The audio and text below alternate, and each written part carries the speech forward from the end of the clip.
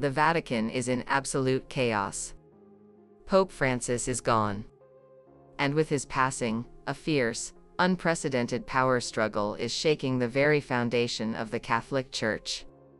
Two powerful names have suddenly risen to the forefront: Cardinal Peter Turkson from Ghana and Cardinal Luis Antonio Tagle from the Philippines. But what the world doesn't see are the secrets, the rivalries, and the global forces backing each of these men. Who will take the throne of St. Peter, and at what cost? You're about to find out. Pope Francis's death didn't just mark the end of a papal reign. It marked the beginning of a new era, one loaded with uncertainty, political maneuvering, and spiritual consequences that could change the course of Catholicism forever. Francis, often seen as a reformer, shook centuries-old traditions by pushing the Church into modern times. He embraced LGBTQ+ believers. He launched a war against internal financial corruption. He boldly spoke out about climate change and inequality. But while the public praised him for his compassion and inclusiveness, his actions also stirred deep divisions inside the Vatican. Now, with him gone, a massive power vacuum has opened, and it's more than just a vacancy on the papal seat. It's a battle for the soul of the Church. Behind the curtains of Vatican City, the race has already begun. Cardinals from every corner of the globe are quietly gathering. Whispers echo through the holy corridors. Alliances are being forged. Promises are being made. And what lies ahead is not just a sacred vote, it's a high-stakes, global chess game. For the first time in history, the frontrunners for the papacy are not European. This is historic. Monumental. Groundbreaking. Cardinal Peter Turkson and Cardinal Luis Antonio Tagle couldn't be more different, yet they share one undeniable link. Both were trusted by Pope Francis and seen as leaders who could carry forward his mission. But now, as the Church stands at a crossroads, their paths have diverged, and so have the forces behind them. Let's talk about what's really happening behind those closed marble doors in the Vatican. The papal election, a sacred yet secretive process. To understand the storm that's brewing, we need to look at how a new pope is elected, because this process is unlike anything else on earth. When a pope dies, the Vatican enters a phase called sede vacante, meaning the seat is vacant. During this period, all decisions are paused. The Church essentially freezes until a new leader is chosen. But this isn't your typical democratic election. There are no campaigns, no rallies, no televised debates.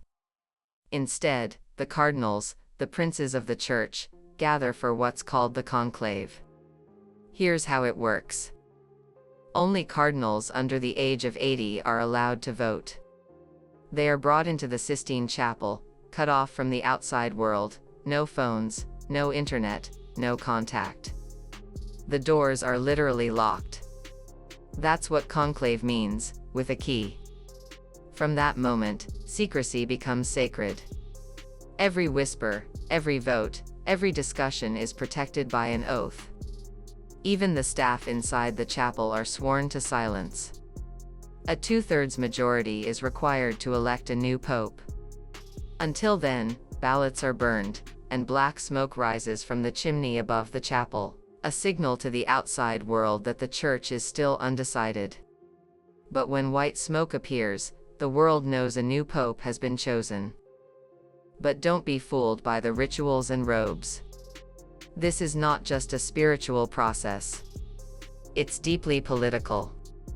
Behind those sacred walls, cardinals strategize like seasoned politicians.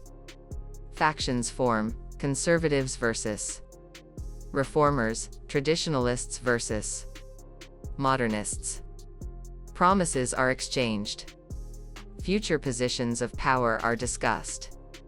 Even canonizations can become bargaining chips. And right now, at the center of this holy hurricane are two cardinals, Peter Turkson and Luis Antonio Tagle. Let's start with Cardinal Peter Turkson. If there's one name echoing through the corridors of power right now, it's his. Born in 1948 in Wasson-Suda, Ghana, Peter Kodwo Apia Turkson didn't come from a background of luxury or privilege. His father was a carpenter. His mother sold vegetables. He was raised in a humble, devout Catholic home. Yet from a young age, his brilliance and faith stood out.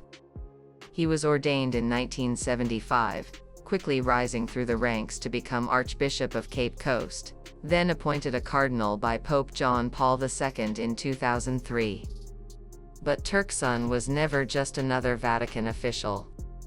He's multilingual, fluent in English, French, Italian, Hebrew, and Latin.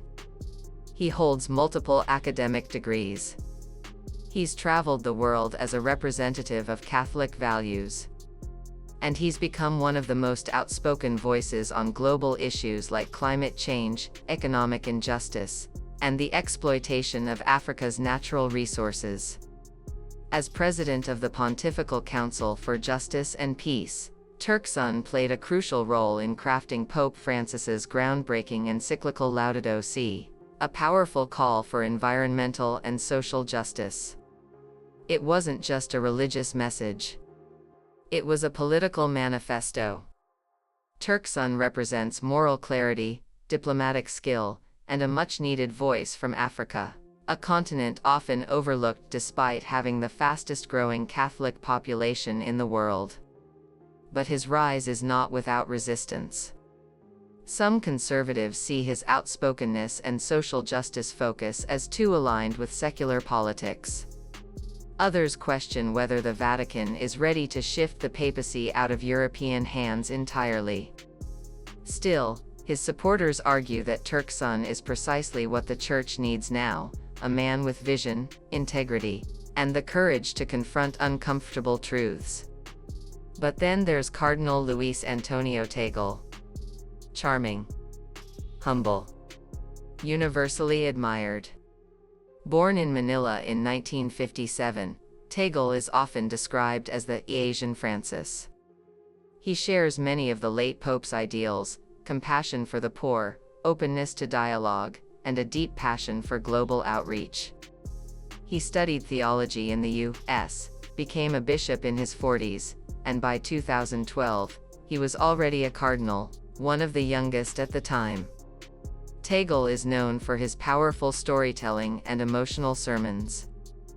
He's beloved not just in the Philippines, but across Asia and Latin America. His supporters believe he could become a truly global pope, one who speaks directly to the youth, the poor, and those who felt alienated by the Church.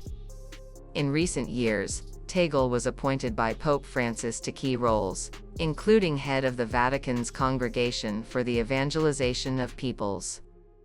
That's not just a symbolic role, it's a powerful one that oversees church missions around the world. But Tagle, too, faces criticism. Some insiders feel he's too soft for the rough world of Vatican politics. Others question whether he's assertive enough to lead the Church during one of its most critical eras. Still, his popularity continues to grow. And with backing from Latin American and Southeast Asian cardinals, he could very well be the surprise contender that no one saw coming. What's at stake? This isn't just about who wears the white cassock next. It's about what kind of church the world will see. Will it be a church rooted in tradition, cautious, conservative, Europe-centric? Or will it be a church of global reach, inclusive, outspoken, and unafraid to challenge the status quo? And beneath all of this lies another layer: geopolitical influence. Western powers, African leaders, Asian coalitions, they all have a stake in who leads the Catholic Church, which commands over 1.3 billion followers across continents. The Vatican is more than just a religious center, it's a moral compass for the world. So, who will emerge victorious? Will it be Cardinal Peter Turkson, the African diplomat with unshakable principles and a bold vision for global justice? Or Cardinal Luis Antonio Tagle, the beloved reformer with deep spiritual roots and a voice that resonates with millions? The conclave is approaching. The votes will be cast. And history will be made. Stay tuned, because the Vatican is on the verge of a transformation the world has never seen before.